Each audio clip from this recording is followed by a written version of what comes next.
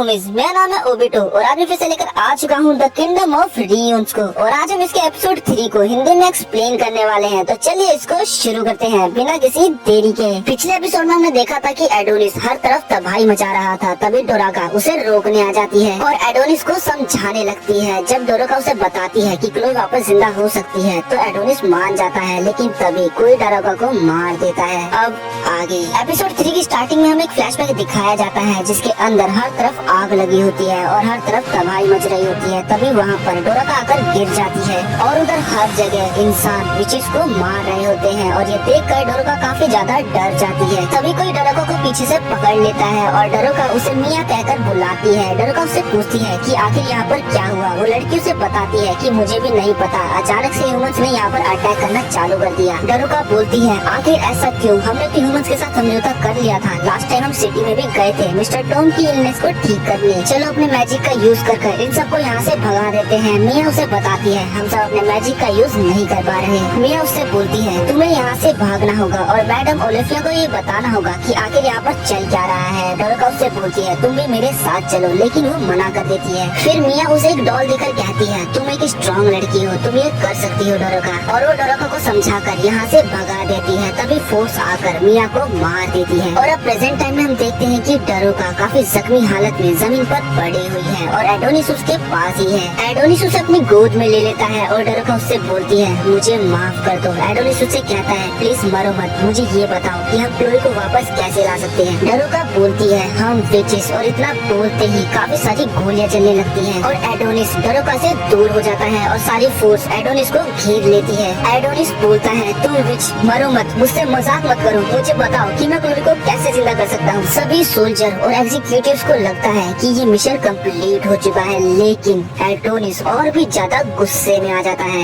Adonis के गुस्से को देखकर फोर्स उसके ऊपर गोलियां चलाने लगती है, लेकिन एडोनिस अपने मैजिक से एक शील्ड बना लेता है और ये मैजिकल शील्ड एडोनिस को बचाने के साथ साथ ही गोली को मैनिपुलेट कर उल्टा फोर्स पे ही फायर कर देती है। ये देखकर डायरेक्टर यामातो को उसके ऊपर काफी ज्यादा गुस्सा आ रहा होता है। तभी वो एग्जीक्यूटिव जिसने डोराका को मारा था वो अपनी स्नाइपर लेकर एडोनिस के ऊपर एम कर देता है और फायर कर देता है। क्योंकि स्नाइपर काफी दूर से चली थी इसीलिए काफी बड़ा धमाका होता है, लेकिन इस बुलेट से एडोनिस को कुछ नहीं होता और वो बुलेट एडोनिस के सामने आकर रुकती है बिकॉज ऑफ हिज मैजिक। इसके बाद एडोनिस अपने मैजिक का यूज कर उस बुलेट को काफी बड़ी बना देता है और उस बुलेट से उसी एग्जीक्यूटिव के ऊपर फायर कर देता है और ये बुलेट एग्जीक्यूटिव के आधे शरीर को ही उड़ा देती है। फिर एडोनिस बोलता है तुम लोगों ने सोच भी कैसे लिया कि तुम मुझे मार पाओगे, तुम मैजिक को हरा पाओगे। क्लोई को मारने के बाद तुम्हें लगता है कि मैं तुम्हें छोड़ूंगा, मैं तुम सबको जान से मार दूंगा। डायरेक्टर यामातो भी एडोनिस को अपनी बड़ी सी स्क्रीन पर देख रहे होते हैं और इस धमकी को सुन रहे होते हैं और बोलते हैं हरी अप यूकी,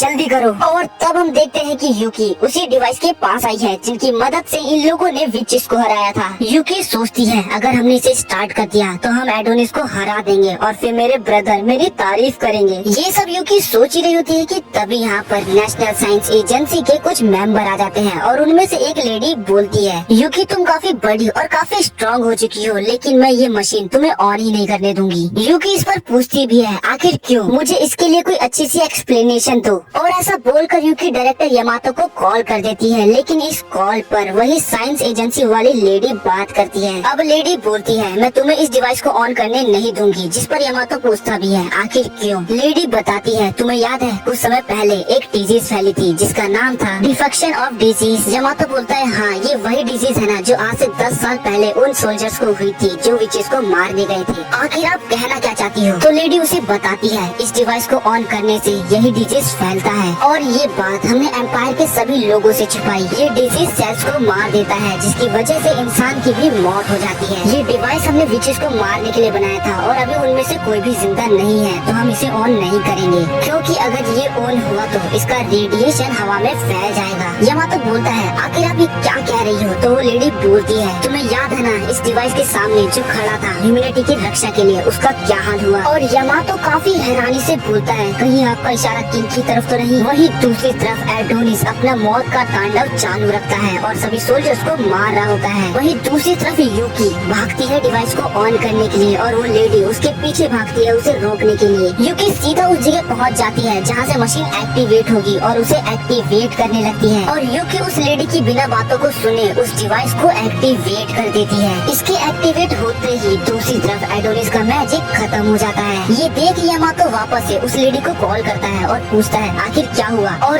तब हम देखते हैं कि यूकी काफी ज्यादा जख्मी हालत में वहाँ पर होती है और वो लेडी मरते मरते बचती है। लेडी के मुंह से काफी ज्यादा ब्लड बह रहा होता है, लेकिन तब भी वो बोलती है नथिंग। और हम देखते हैं कि उस लेडी ने डिवाइस को एक्टिवेट होते ही बंद कर दिया। लेडी बोलती है तुम्हारी जो ड्यूटी है वो करो यामातो, उसे खत्म कर दो। वहीं दूसरी तरफ हम देखते हैं सारी फोर्स मिलकर एडोनिस पर अटैक करने के लिए पहुंच जाती है और एडोनिस भागकर अपने क्वीन को उठाने जाता है। तभी फोर्स में से एक सोल्जर आगे आकर बोलती है तुम्हारी हिम्मत भी कैसे हुई हमारी सिटी को डिस्ट्रॉय करने की। तभी वहाँ पर एक बिल्डिंग टूटकर उन लोगों के बीच में गिर जाती है। बिल्डिंग की एक तरफ सारी फोर्स होती है और दूसरी तरफ एडोनिस के साथ वो सोल्जर। अब वो सोल्जर अपनी गन में से एक ब्लेड निकालता है, जिसे देख एडोनिस सोचता है क्या मैं मरने वाला हूँ, क्या यही मेरी मौत है। तो फाइनली अब मैं तुम्हारे पास आ रहा हूँ। और वो अपना गला आगे कर देता है। तभी वो सोल्जर अपनी ब्लेड से उसके सर को धड़ से अलग कर देती है। वहीं दूसरी तरफ पूरी फोर्स उस सोल्जर की चिंता कर रही होती है। तभी वो सोल्जर एडोनिस की मुंडी को हाथ में लेकर आती है और पूरी फोर्स को उसकी मुंडी दिखाते हुए कहती है मैंने कर दिया।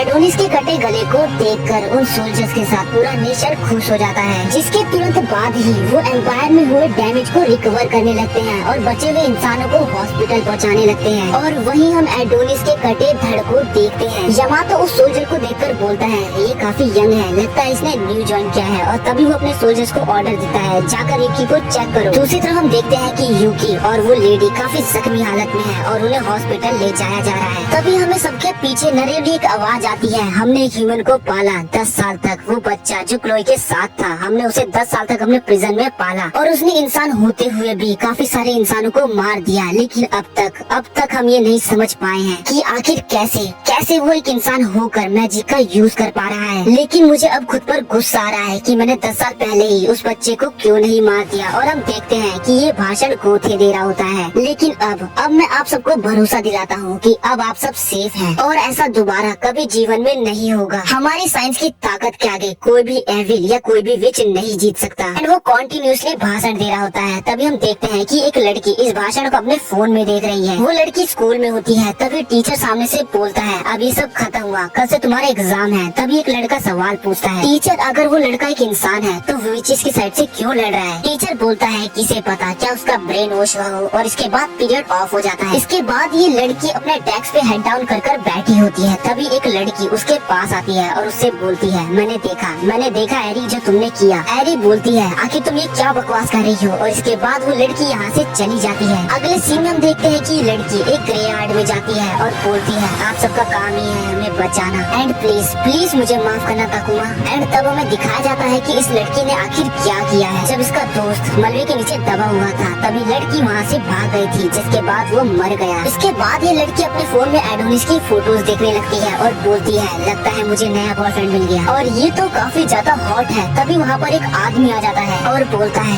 ये तो बुरा है, जिससे वो लड़की थोड़ा डर जाती है। और वो आदमी बोलता है मुझे माफ करना, मैंने तुम्हें डरा दिया। वो लड़की देखती है कि ये तो एक गवर्नमेंट ऑफिसर है, इसलिए वो एडोनिस की फोटोज को डिलीट करने लगती है। तो वो आदमी बोलता है इसकी कोई जरूरत नहीं है। जिसके बाद वो लड़की उससे माफी मांग कर यहाँ से भाग जाती है। इस आदमी का नाम ओइजी है और ये कॉल पर बात करते हुए बोलता है एक हाई स्कूल की लड़की यहाँ से भाग रही है, तुम उसे पकड़ो। मुझे फर्क नहीं पड़ता कि उसके साथ क्या होगा, या तो नेशन उसे मार देगा या इम्प्रूवमेंट देगा। और तब हमें पता चलता है कि ये कोई मामूली गवर्नमेंट ऑफिसर नहीं है, ये नेशनल एजेंसी इंटेलिजेंस का डायरेक्टर है और इसका नाम ओजी गॉर्जियस है। वही दूसरी तरफ जिस लड़की से ये बात कर रहा होता है वो बोलती है प्लीज आप मेरा कॉल पहले उठा लीजिए। और हमें पता चलता है कि ये लड़की नेशनल इंटेलिजेंस की चीफ डायरेक्टर है, जिसका नाम चार्मिक है और ये एक बहुत बड़े पीसी के ऊपर कुछ तो रिसर्च कर रही है। अब चार्मिक बोलती है ये बॉडी नकली है, एडोनिस की बॉडी नकली है। और अब एडोनिस के शरीर को देखते हैं। तभी एडोनिस अपनी आँख खोलता है और इसी के साथ ये वाला एपिसोड यहाँ पर खत्म होता है। तो चलिए मिलते हैं नेक्स्ट एपिसोड में। जब तक के लिए मेरे चैनल को सब्सक्राइब कर ले और वीडियो अच्छी लगी हो तो इसे लाइक कर दे और कमेंट में बताना क्या एडोनिस दोबारा जिंदा हो गया है।